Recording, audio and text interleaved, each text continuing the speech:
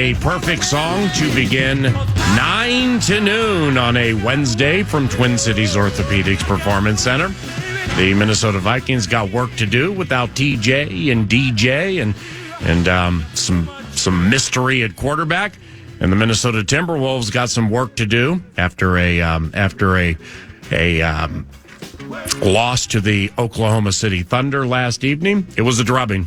That was the word yours truly was looking for. After a drubbing by the Oklahoma City Thunder last evening down OKC way, Minnesota Wild got some work to do, even though the squad's performing quite admirably right now. The Detroit Red Wings are in town this evening at XL Energy Center. And, of course, that one can be found at FM 100.3 KFAN. But speaking of average white band and work to do, joining us now is Chris Finch, coach of the Minnesota Timberwolves, courtesy of Prize Picks, Daily Fantasy Sports Made Easy, and Second Harvest Heartland and twoharvest.org. Our opening song was Work to Do by Average White Band Coach Finch. And it's been a wonderful season, but off that OKC game into Dallas, I would imagine you guys got a little work to do, right? And good morning. Hey, good morning, PA. Yeah, I know we got to reestablish our defense. We weren't very good defensively last night, and as you know, that's been everything for us this year. And last night we just didn't really have enough fight in that defense. Yeah, they shot 60% with just 11 turnovers. I mean, it's tough to beat that, right? Or, Coach Chris, is that too much of a convenient lament? No, it is. I mean, particularly we turned over 23 times ourselves. I mean, that's on the other end of the floor offensively. We spent the entire night fighting the game. Really shouldn't have been that hard. We took a lot of hard shots. We plowed our way into traffic when there was nothing there. Sometimes we go through these periods where, I like to refer to it as everybody kind of playing their own game, everybody thinking that they can, kind of get themselves going or need to get themselves going. That's always a tough way to make a living in the NBA. So. And as a coach, I mean, I'm glad you said that. How do you handle that? Because after the game, you said, paraphrasing, quote, they decided to fight their own fight, end quote. What does that mean? And how do you handle it? Yeah, I mean, basically, it just, we didn't trust the offense, got to make the simple play. A lot of easy kickouts were there. When we made them, we made shots, and it's one of those things, like when you make the right play of the game, you make the game simple, and you don't fight the defense. You could basically just take what the defense is giving you, and then you stay ready to punish it. It's incredible, like how much easier the game comes. And then if you do that over and over and over again, then the defense is forced to adjust, or they don't adjust, then you find a nice rhythm offensively. But you address these things through film session and just show it. And I'm really big on showing where we could have gotten better shots. That's one of the things that I'm always harping on these guys, like, hey, this is a good shot. Over here's a great shot, or this is not a good shot. How could we have gotten a better shot for our teammates? So it's not just about like, hey, this is not a good shot. It's like, look at the opportunity cost from this possession. Like, what could it have been? And that's really, to me, like connecting all the dots offensively. It is for the Thunder, Coach Finch, is Kenrich Williams kind of known as an agitator, or is it just against you guys? No, that's how he plays all the time. I mean, actually, we had him as a rookie when I was in New Orleans, an undrafted free agent signing who made our team, just playing that way. Plays the right way, makes the right play, do anything that's asked of him, guard whomever, just makes all the hustle plays. He's carved out a nice little career for himself in the NBA. Chris Finch, coach of the Minnesota Timberwolves, Dallas at Target Center tomorrow evening, Lakers over the weekend. And this is courtesy Prize Picks, Daily Fantasy Sports Made Easy, and Second Harvest Heartland and 2harvest.org. Coach, what does one do when Jalen Williams is canning them from 25 and beyond? I mean, when unless you're Dame or Steph, if somebody's shooting from 26 and beyond, you kind of invite it, right? Well, I mean, I guess you do, but I didn't think we did a very good job of putting any of their shooters under enough pressure. Shot contests were really low. It's one thing we're always talking about. No matter what defensive scheme you employ, then NBA defense will oftentimes come down to the level of your shot contestants, and we just didn't have it. We closed out short to guys with let them have too much space when we switched. They had a lot of space on us just to kind of rise up and shoot over us, and we got, a lazy, half-hearted contest on those guys, and that's not putting an NBA shooter, even an average NBA shooter, under enough duress. And it's been mapped out, it's been proven. You put a shooter under duress, and their shooting percentages will drop significantly, sometimes up to almost 10%, which makes all the difference in the world when you're trying to get stops against elite players.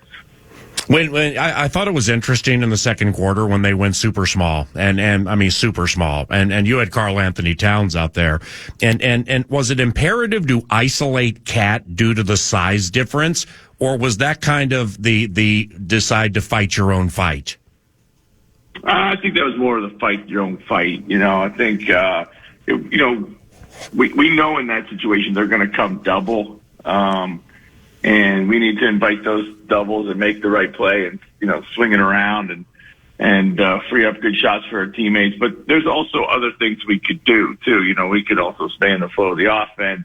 They were going to be in heavy switching lineups. We like to try to stay in the flow and punish those switches as they come, not just try to go right at them all the time, just because that way, you're playing into the teeth of the defense, and the defense knows what it's trying to do, too, at that point in time. So, again, that's a great example, I thought, of just fighting the game a little bit too much. And Karl on the dribble drive sometimes reminds me of watching Cousins run for a first down. I mean, it's not aesthetically pleasing, but can be mostly effective. What do you think of all that? Yeah, he definitely is one of the best attacking big men in the league off the bounce. He does it at a high rate, and draws a lot of contact. I think he gets probably fouled a lot more than it's called. The interesting thing about a lot of those drives is, if they're perimeter players driving, the level of contact is before they reward a foul doesn't reach the level of contact when Cat drives. Cat creates the contact. There's a lot of contact there. So it gets a bit noisy when you're watching it, But yeah, it's one of the things that we like for him to do, particularly from that trail spot, and then it's all about making the right play when you do drive. If there's multiple guys at the rim, then you're going to make the kick out. If they don't have size at the rim where you have a clear path, then you lay it in.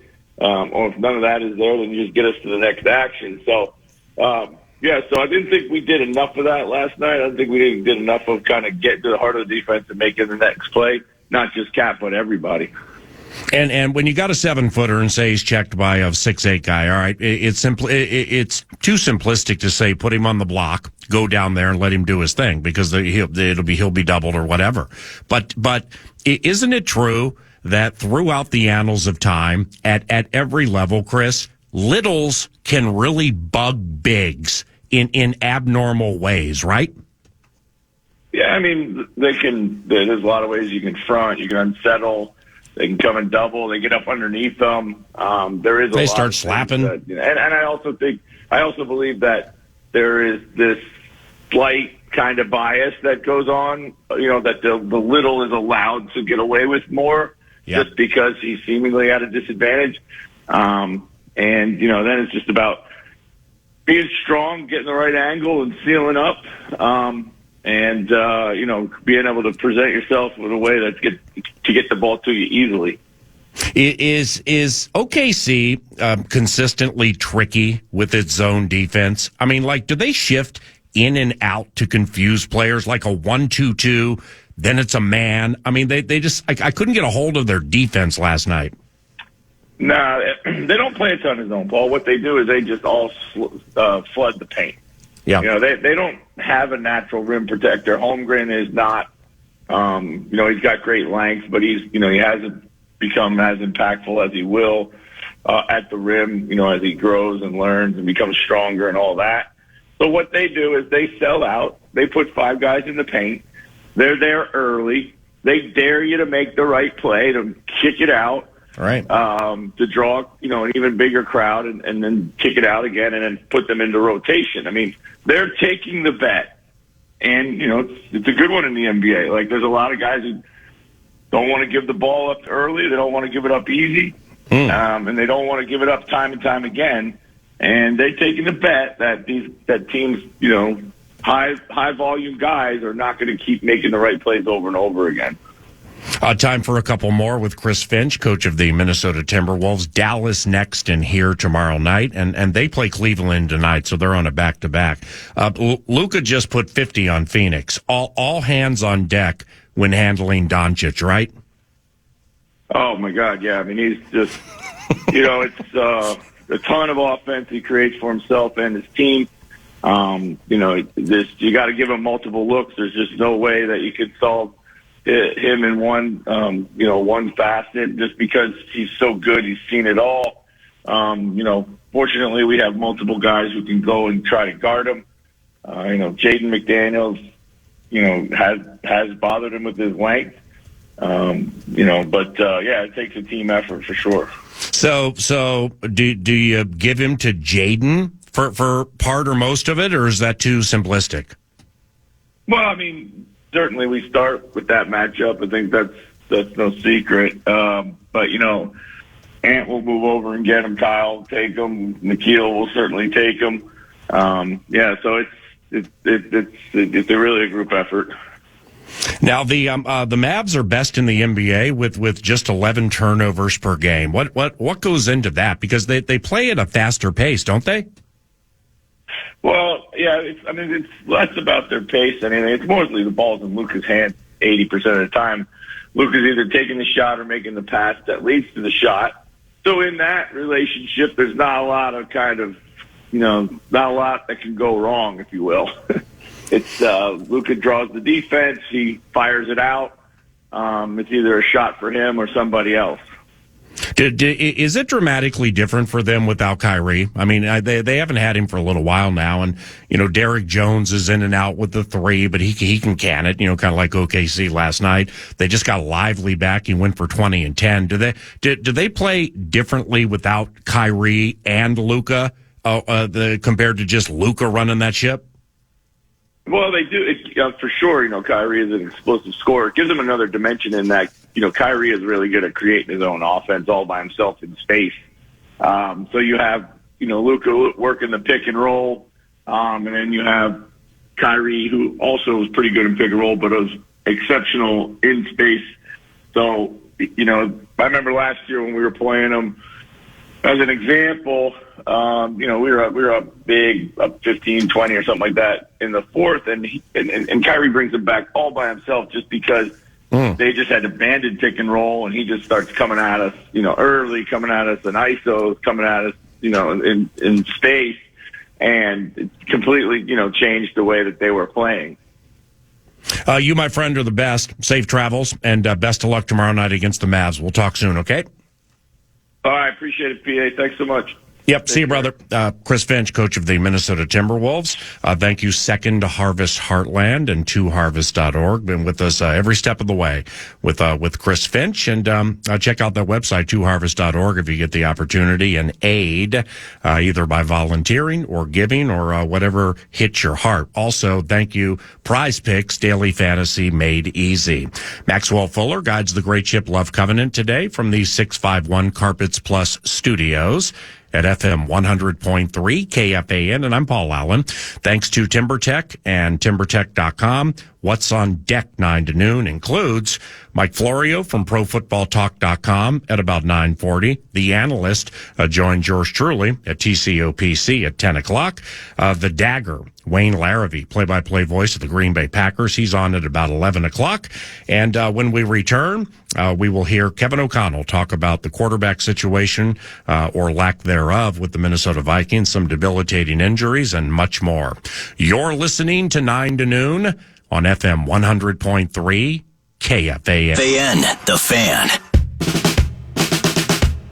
Check out the Friday football feast this week at Buffalo Wild Wings in Plymouth. Doors open at 8 a.m. ahead of a live 9 to noon broadcast with PA and Charge.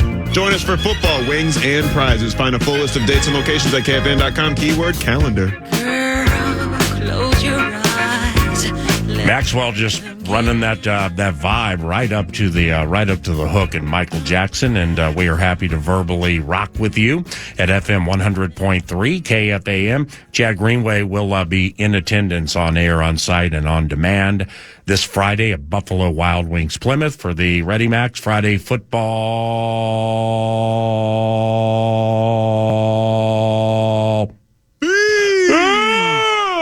And the conversation generally surrounds Minnesota Vikings football. The coach is Kevin O'Connell, and while everybody was enjoying the Gophers winning a bowl game yesterday, KOC had a press conference, and it was meaty, and he started talking about Christmas. I want to take a sec just to, hopefully everybody had a Merry Christmas yesterday. Good, glad the way the schedule fell, that our players and our coaches could spend time with their families and get some time before coming back refreshed, ready to roll this week, which is what we'll do. Very much looking forward to the opportunity this week. A heck of a challenge with the Green Bay Packers coming in, Sunday Night Football. We know, there's a lot of scenarios and things with the playoffs and, things that may or may not need to happen. What we're focused on this week is putting together a good game plan and trying to win a football game against a team in, a very similar situation to us. And ultimately, it's going to be about playing good football as a team on Sunday night and trying to find a way to win a football game and continuing, our chase to try to find a way in the playoffs. And ultimately, that's what we're going to do. I want to give you guys an update. We did confirm with DJ Wanham that he did sustain a tear to his quad, and he will be going on injured reserve, and we'll have that surgically repaired hopefully this week. And TJ Hawkinson as well did sustain an MCL and ACL injury. He will go on IR as well.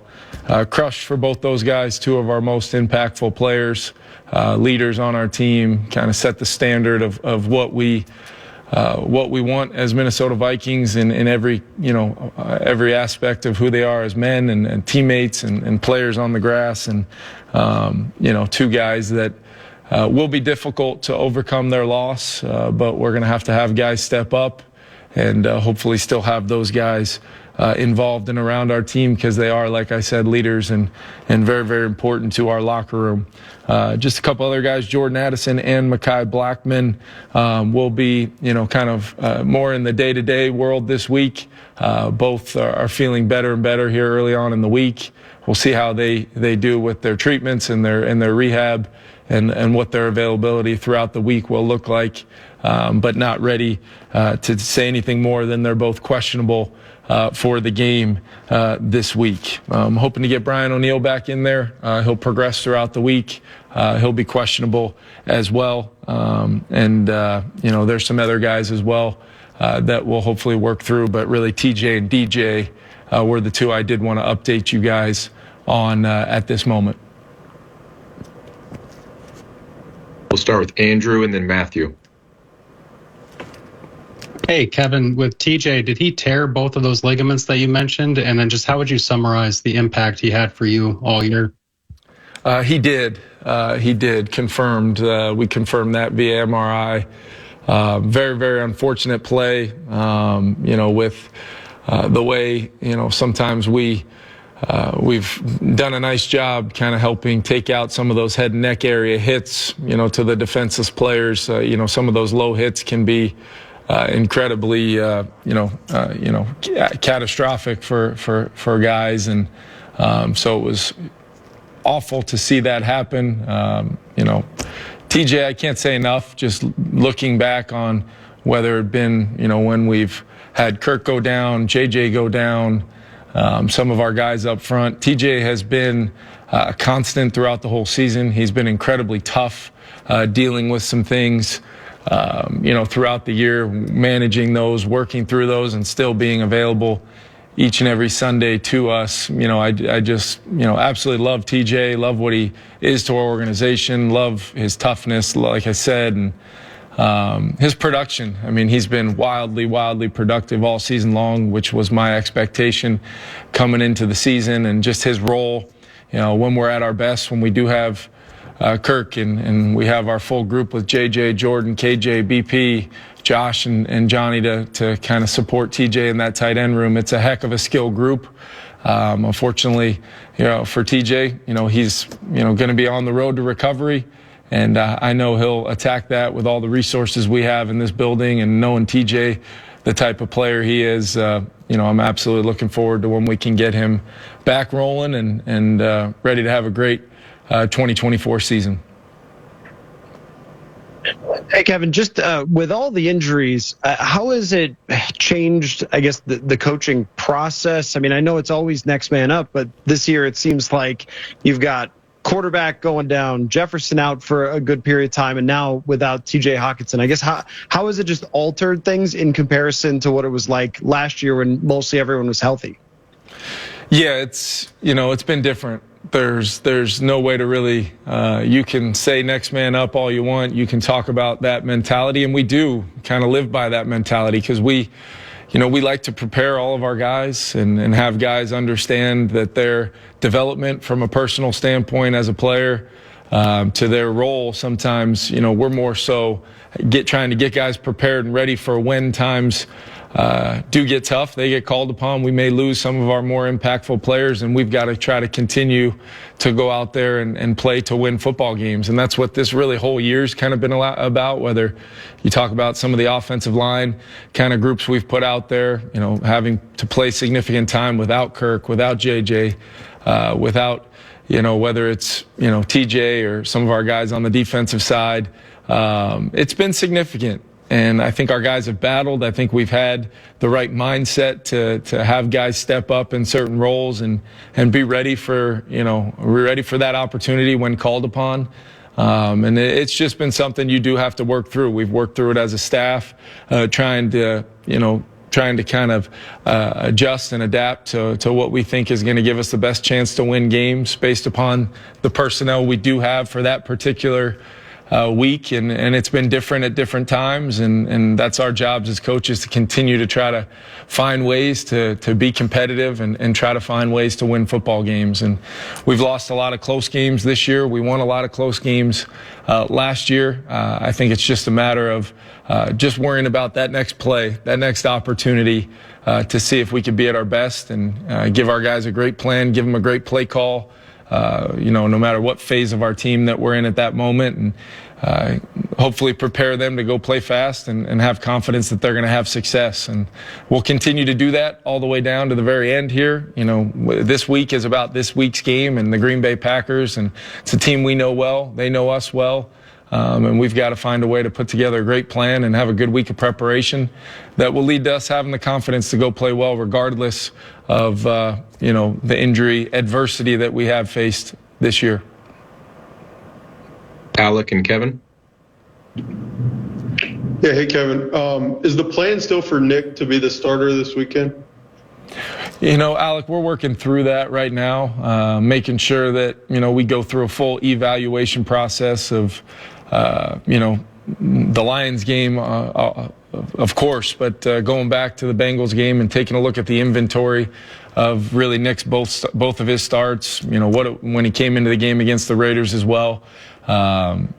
We've had some turnovers, there's no doubt about it, and the interceptions has been the story for much of the year since we've kind of lost Kirk at that position, and we're trying to work through what we feel gives us the best chance to still be explosive like we were moving the football the other day against the Lions, but we've got to find a way to still possess the football and not set our team back. We've talked at great length about that turnover stat, that turnover margin, and just what it looks like when we break even as a football team over the last couple years, and that's our goal.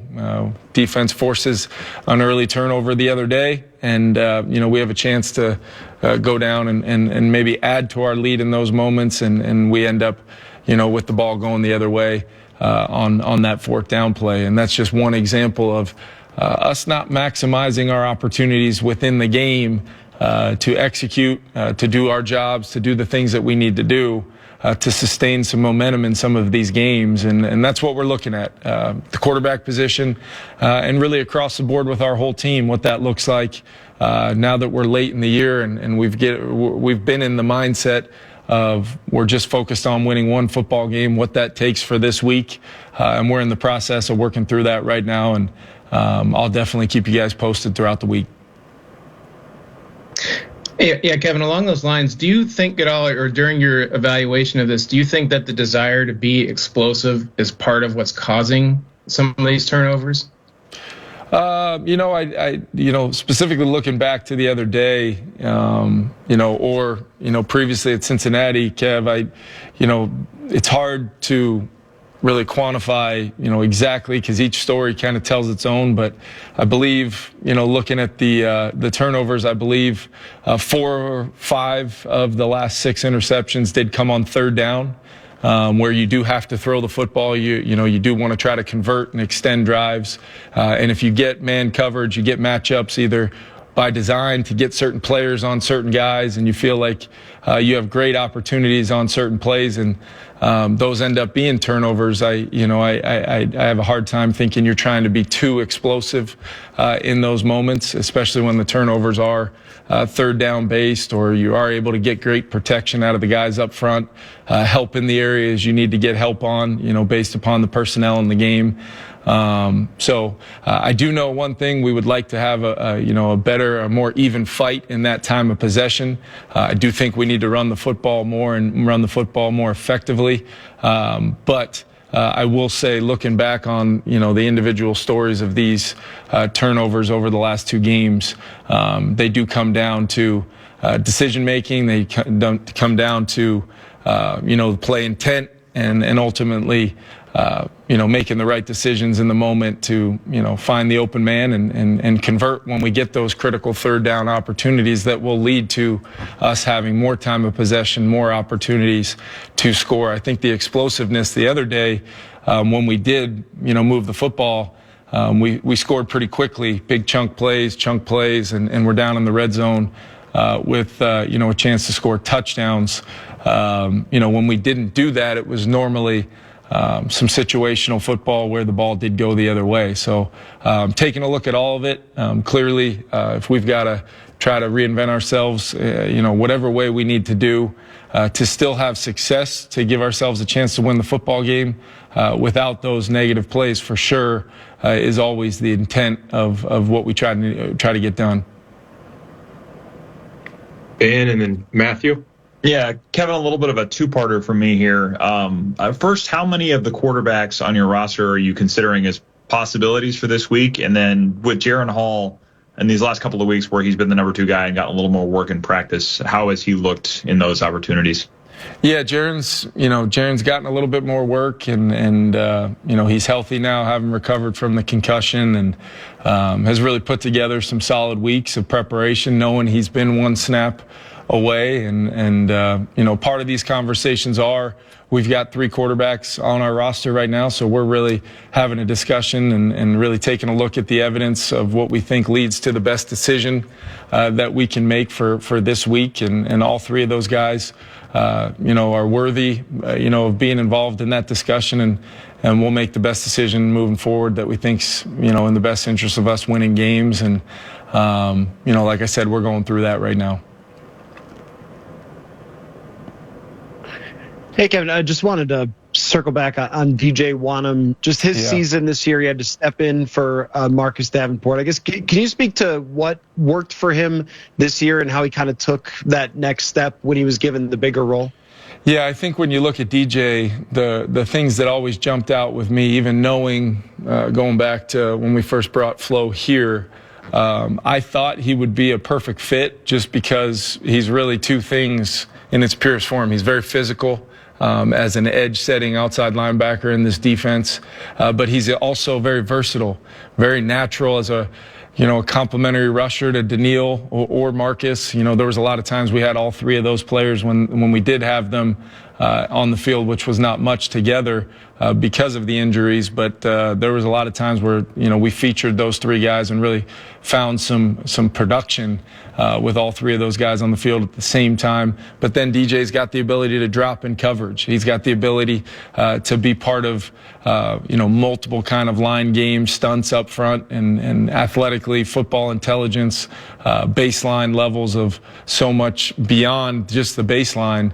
That he was really impactful for our defense. I know our coaching staff, the rest of the guys on that defense, they know, you could feel it in the moment when DJ went down the other day, what he means to us and our team, the locker room, and it's going to be a big loss. We've got to try to find a way to overcome, and what that looks like schematically and personnel-wise, we'll work through it. But I'm glad you asked about that because DJ Wanham, to me, has been one of our, true impact players this year, and a guy that has made a lot of critical plays that helped us win a lot of football games and really stay as competitive as we have, despite maybe not having, the type of year we had from a health standpoint a year ago.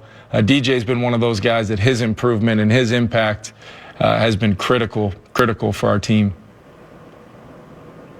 Kevin? Yeah, Kevin, just circling back on quarterbacks one more time. Do you imagine this will be an evaluation process throughout the week of practice, and that the practices could have an impact on your decision, or do you think you'll have somebody settled in your mind by the time you guys get rolling tomorrow? Yeah, I think it's important just to maximize our preparation for not only that player that gets the nod, but also for whoever's going to be the number two, that they can go through the process of the work week and know that they're just one snap away.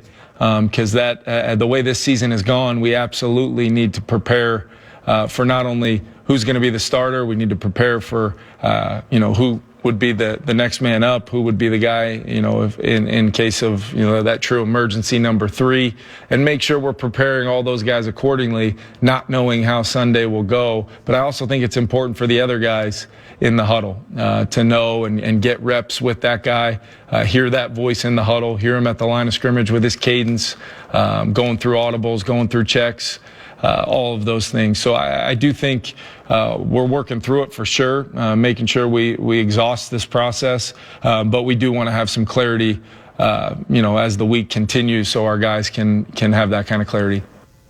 KOC on the current state of the Vikings quarterback situation, injuries, and much more. Florio from ProFootballTalk.com is Yay on the Fan. Father of mine, tell me, where have you been? I just close my eyes. Little ditty called Father of Mine, also the title of one of Mike Florio's books, Father of Mine. And Mike of ProFootballTalk.com and NBC's Football Night in America joins us now. Michael, it's Paul Allen. You get the old border battle Sunday night. Pretty cool, right? And good morning. Good morning. Yes, border battle, always better than like Ravens-Dolphins for the one seed in the AFC. I'm just kidding. The NFL makes those decisions. Right. The whole flexing thing is about preventing a disaster. This game isn't a disaster. 7-8 versus 7-8, long-standing rivalry, intriguing game, New Year's Eve. I'm glad that the game stayed put, although I like to be able to watch the whole game. The problem with Sunday night is, and this is the ultimate first world problem, we record videos in the third quarter, and I miss some of it. So while we're recording the videos, I'm like constantly looking for a monitor to see what's happening when it's a Vikings game. But who knows? Maybe by the third quarter it'll be over in a bad way or in a good way. Who knows? Come Sunday night, they can move the ball. The Vikings can. There's just mistakes from the current starting quarterback, and hard to wonder whether or not he will be out for Sunday night, and it'll be Jaron Hall back under center. That, I assume, has been determined, and we'll find out what it is at some point today. About 25 minutes from now, Michael posted a story at our favorite website, ProFootballTalk.com, about Miami and Baltimore and staying put at noon Central. What? Any idea why that happened? I mean, like Miami, Baltimore couldn't go to Sunday Night Football? Well, again, it's the NFL's decision, and the whole idea of flexing is to ensure that there aren't horrible games in prime time. And one thing they've learned this year, the ratings are up. Even with all the quarterback injuries, even with only one game getting flexed, it was that Chiefs-Patriots game that got moved out of prime time for Seahawks-Eagles. The ratings are the highest they've been since 2015. So there will be viewers for a game that isn't a nightmare. And I think it's a pretty high bar to be a nightmare game because people love watching the NFL. They love watching in prime time. Whatever the games are, there will be people who tune in by the millions, and Vikings-Packers will get a huge audience. Now, I'm surprised they didn't move Ravens-Dolphins to 4:25 p.m. Eastern and move out Bengals at Chiefs. But Barry Jackson, the Miami Herald, explained after talking to an unnamed industry source the idea that the Chiefs are even more fascinating this year because there's a train wreck element to it. It's Patrick Mahomes, it's Travis Kelce, and it's a team that all of a sudden can't fight its way out of a paper bag. Look at how they struggled on Christmas Day. That game had 29 million viewers at 1 o'clock Eastern, noon, cornfields, 29 million. And they say they won't have Christmas games when the holiday lands on a Wednesday or a Tuesday. Next year it's on a Wednesday. I say baloney to that. Once they recognize that they'd be surrendering territory they've claimed from the NBA and giving up the opportunity to make much more money by playing those games on Christmas Day, whatever day of the week it is, they'll find a way to do it. I'm confident they'll find a way to do it. The business dictates it. On the Chiefs, you metaphorically penned an interesting piece about Eric Bieniemy, currently with the Washington Commanders, and who knows what's next, kind of as you put in the story for Ron Rivera. But the offensive woes of the Chiefs, and a speculative yet intriguing reuniting at some point with Eric Bieniemy. Please explain. Well, if the Commanders clean house once Week 18 comes and goes, and they fire not just head coach Ron Rivera, but the rest of the coaching staff, there's an opportunity for Bieniemy to go back to Kansas City as a consultant and help bring back the accountability, the vibe, the positivity that propelled them. And Patrick Mahomes talked about it a couple of weeks ago, that Bieniemy was the guy who held them accountable. That got them to snap out of it when they were in a funk like they've been in. Whether or not Bieniemy would do it is a different issue. He may be focused on trying to get himself ready to finally become a head coach or look for another offensive coordinator job. And Washington might not let him go. A lot of times what will happen is the coach is fired, but everybody else is retained so that the next coach can decide what to do with the staff. So he might not even be available to go back to Kansas City for the postseason. But then the question becomes, based on how the dust settles in the upcoming spinning of the coaching carousel, if he doesn't get a head coaching job and he's been passed over year after year after year after year, does he go back to be the offensive coordinator in Kansas City next year? Do the Chiefs recognize that's the problem, and is that how they go about rectifying it? It's going to be interesting because that Chiefs offense and that Chiefs team, just a year after winning their second Super Bowl since 2019, they feel like a very different operation than they've been in past years. And Bieniemy's the biggest name from the coaching staff who's gone. What if anything can you pull, Mike, from Baltimore's win at San Francisco and like big picture analysis? Well, I think it's a great thing for the coming postseason pursuit of a Super Bowl championship, because before last Monday night, it felt like the 49ers were just going to dismantle everyone they face. The Cowboys, they beat them 42-10. Eagles, 42-19. They just felt like they were unstoppable as long as they kept their key players healthy. In come the Ravens, who are now the latest AFC North team to beat the 49ers this year. The 49ers have lost 4 games. Vikings and 3 teams from the AFC North. Browns, Bengals, Ravens. The Ravens showed everyone that they are in that conversation for one of the best teams in the NFL. So even though the 49ers might be the prohibitive favorites to get to the Super Bowl, if they cross paths again with the 49ers, maybe the 49ers win it, given that they won by 14 on Monday night in San Francisco's building. And maybe the path to the Super Bowl not as simple as we thought. Maybe the Brock Purdy, last guy taken in the draft a year ago, second season in the NFL, maybe there's a way to rattle him a little bit, to get to him a little bit. The offensive line let some guys through on Monday night. There was some bad luck that came into play, but, you know, Purdy is still a guy without a lot of playoff experience because he exited the NFC Championship on the first drive with that elbow injury. So it takes away what I thought was a coronation, and it turns it into a competition again. And I like that because it felt like everyone was playing for second place. Now, with the Ravens doing what they do, it feels like it's more wide open than it was before that Monday night game. So the Vikings are favored for Sunday Night Football, and favorites obviously don't always win. But I mean, those lines are made with the understanding, at least in calculated fashion, that like Hawkinson won't be playing and DJ Wanham and stuff like that. Yet they're home. I get that, and they beat Green Bay earlier this season, even though Jordan Love is markedly better now than he was then. But any surprise the Vikings are favored? Well, the Packers have dipped in recent weeks, and the betting line is a reflection in most cases of what it takes to get equal betting on each side. Then the sports books make the vig, and they move on. So right. That's what they always want, equal betting on each side. They make the 10% because you got to bet 11 to win 10 if you're taking the one team or the other against the spread, and off you go. So that really doesn't surprise me. And again, it's a reflection of the public perception and attitude of who's more likely to win the game and why. And you see the line move when, if there's too much money being put on the Vikings, the line starts moving in the Packers' direction to get, it moves toward, a bigger spread to get more people enticed to bet on the Packers and vice versa. So that's just the way the game is. And we'll see. Close game, border battle, lot on the line. Basically a de facto elimination game. I don't know all the permutations it's going to take for the Vikings to get in. It's like a 20% chance. I assume they need plenty of help, and a lot of things are out of their control. The one thing they can't control, win Sunday night and then win the following weekend at Detroit. Put your best foot forward and hope that things fall your way. How Mike Florio, ProFootballTalk.com, time for a few more. How wary should people be of the Rams, the way they're playing, having won 5 of the last 6?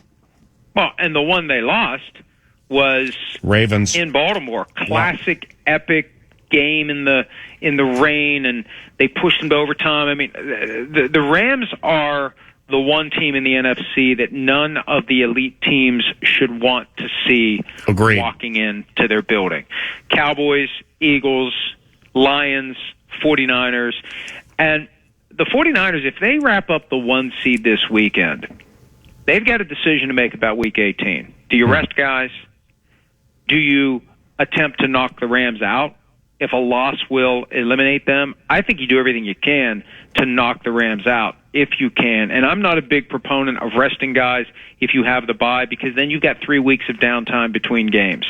And it may be hard to restart the lawnmower when you've been shut down for 3 weeks and you're facing a team that presumably had to play all the way through Week 18 to get to the playoffs, played a wild card game and won it. They come into your building with a nothing-to-lose mentality. They got a good sweat going. You're cold. You could get an uppercut early, and the next thing you know, your special season is falling apart. And the Rams seem like a team that could deliver that knockout blow to a team like the 49ers. So if the 49ers have any chance to knock them out in Week 18, they need to try to do it. Yep, great point. Any idea why Puka Nacua slipped to the 5th round? I mean, he's terrific. Yeah, I have no idea. And he was the 20th receiver taken, last guy in round 5, 6'2". He's been remarkable.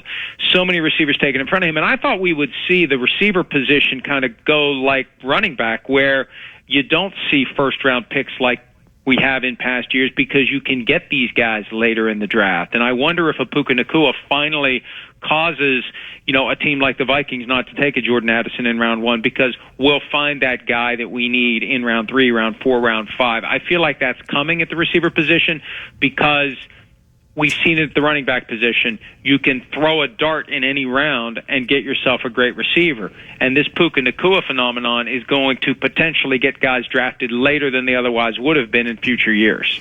And lastly, on the Vikings, with all we and everybody have seen this year around here with the quarterback deal, I mean, Does it feel like a cinch Kirk Cousins will be the quarterback here next season? Well, I don't know. There's no way that they can hold him from the free agent market if he decides to go elsewhere, and if there's another team out there that's willing to offer more than the Vikings will pay, and we know that all happens behind the scenes through plausible deniability with tampering and whatnot. They've got a big decision to make. How much money is it worth to them to bring him back? How much risk are they willing to tolerate from the perspective of injury? Once you tear one Achilles tendon, they say the other one is more susceptible. He'll be 36 next year. He's been extremely durable. He'll be determined to be healthy, but there's only so much you can control. And we've all seen that video. He takes that step. You see that cord pop, and it's a risk. You put $45 million on the line for next year, it's a risk. At some point, they need to pivot towards somebody that they think is going to be their franchise guy for 10 years to come. I'm confident Kevin O'Connell can coach that guy up once he has him. I thought that effort would be 2024. Maybe it's 2025. Find a way to keep Kirk around and look for the young guy later. But that Monday night game against the 49ers, he was so good in that game, and it's really clicking with him and O'Connell. I feel like you have to find a way to bring him back. And I'd like to think that he recognizes it's in his best interest to stick around. You are the best, my friend. Thank you, and I'll call you next week. See you, Paul. Mike Florio, ProFootballTalk.com, and NBC's Football Night in America. Said Football Night in America has the Vikings and the Packers this weekend, 7:20 for the start. Of course, you can listen to it at FM 100.3, KFAN. Be there for the boom with yours truly and analyst Pete Bursich from U.S. Bank Stadium. And the analyst joins us